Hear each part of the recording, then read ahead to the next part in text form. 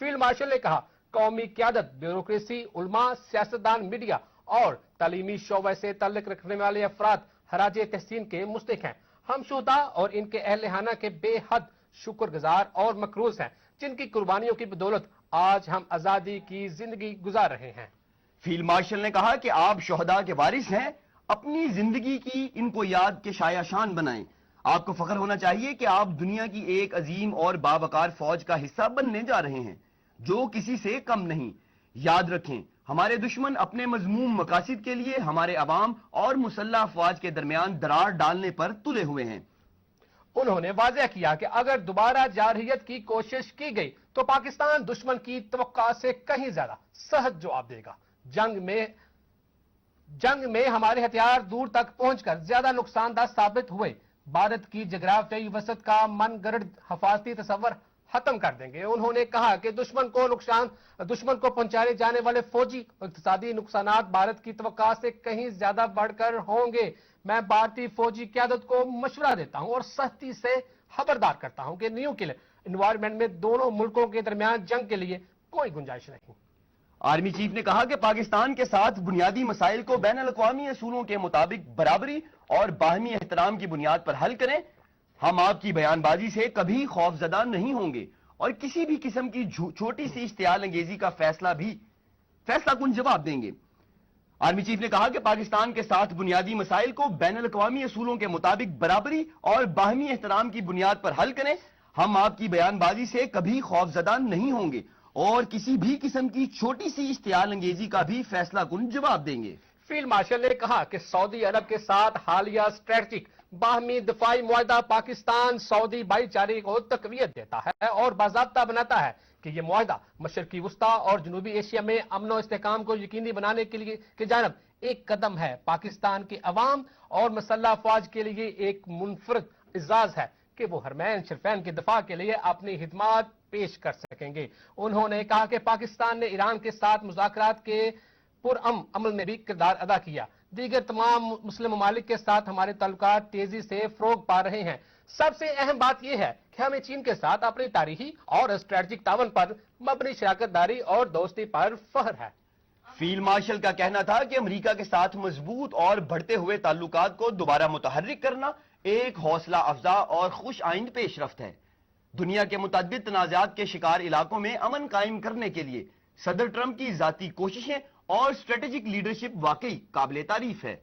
ہم امن، سلامتی اور ترقی کے مفاد کے لیے اہم عالمی اور علاقائی رہنماؤں کے ساتھ ان تعلقات کو مزید پروان چڑھائیں گے۔ فیلڈ مارشل نے مزید کہا کہ پاکستان اقوام متحدہ کی سلامتی کونسل کی قراردادوں اور کشمیری عوام کی امنگوں کے مطابق اس بین الاقوامی سطح پر تسلیم شدہ تنازع کے حل تک کشمیریوں کی جائز جدوجہد آزادی کی سیاست، سفارتی اور اخلاقی حمایت جاری رکھے گا۔ انہوں نے مزید کہا کہ دنیا نے بالآخر فلسطینیوں پر اسرائیلی جارحیت، نسل کشی اور جبری بے گھر ہونے کا نوٹس لیا۔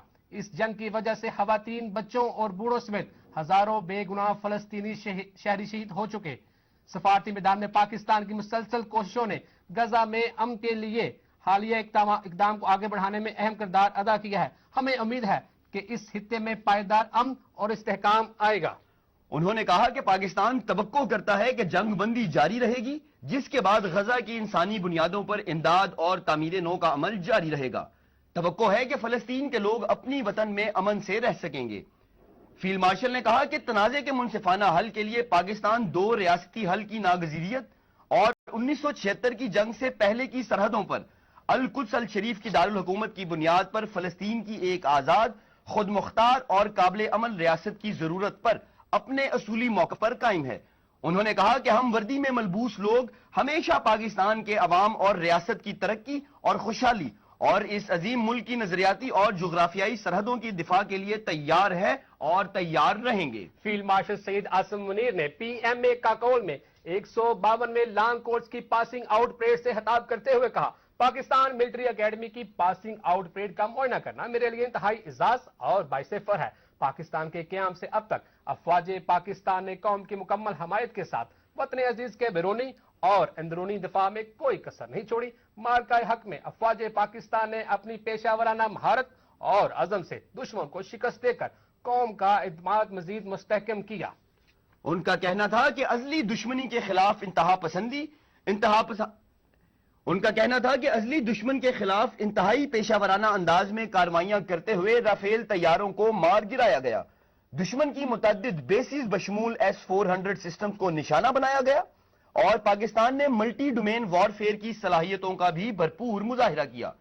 پاکستان نے ایک بار پھر ایک ایسے دشمن کے خلاف کامیابی حاصل کی جو اپنی گمراہ کن بالادستی کے غرور میں مبتلا تھا. فیلڈ مارشل نے کہا کہ بھارت نے جلد بازی میں الزام تراشی کی اور غیر جانبدارانہ تحقیقات سے گریز کیا. بھارت کا خود ساختہ شواہد پیش کرنا اس بات کی علامت ہے کہ بھارتی حکمران جماعت نے اپنے مذموم مقاصد کے لیے دہشت گردی کو سیاسی رنگ دیا. ان کا مزید کہنا تھا کہ پاکستان نے عددی طور پر بڑے دشمن کے خلاف اپنی واضح فتح کی بدولت نہ صرف پاکستانی عوام بلکہ عالمی برادری کا وقار اور داد حاصل کی. نوجوانوں میں بھی یہ اعتماد مضبوط ہوا کہ پاکستان کی مسلح افواج قومی طاقت کا ایک بنیادی ستون ہے. میں قوم کو یقین دلاتا ہوں کہ انشاءاللہ ہم اس مقدس سرزمین کا ایک انچ بھی دشمن کے حوالے نہیں ہونے دیں گے. فیلڈ مارشل نے کہا قومی قیادت، بیوروکریسی، علماء، سیاستدان، میڈیا اور تعلیمی شعبے سے تعلق رکھنے والے افراد خراج تحسین کے مستحق ہیں. ہم شہداء اور ان کے اہل خانہ کے بے حد شکر گزار اور مقروض ہیں جن کی قربانیوں کی بدولت آج ہم آزادی کی زندگی گزار رہے ہیں. فیلڈ مارشل نے کہا کہ آپ شہداء کے وارث ہیں.